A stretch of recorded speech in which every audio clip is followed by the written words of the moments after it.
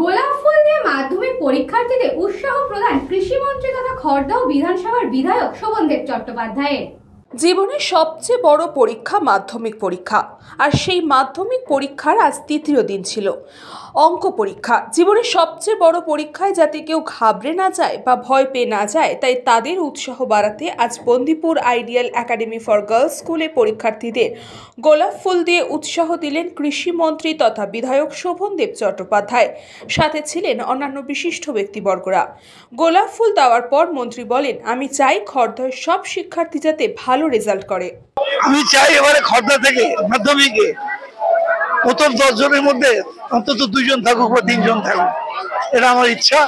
আমি সেই ভগবানকে যে ইচ্ছা প্রকাশ করলাম, ওদেরকে আশীর্বাদও করলাম। অবশ্যই পড়ে যায়।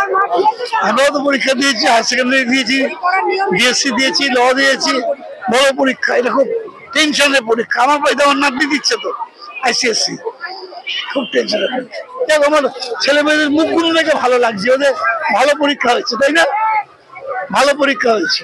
অন্যদিকে পরীক্ষার্থী জানান, জীবনের সবচেয়ে বড় পরীক্ষায় এই উৎসাহ পেয়ে তারা খুবই খুশি।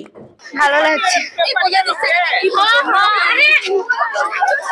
না, এটা একটা জীবনের বড় পরীক্ষা, তো ভালো তো লাগবে। কৃষ্ণা পালিতের রিপোর্ট, নিউজ বঙ্গ টাইম।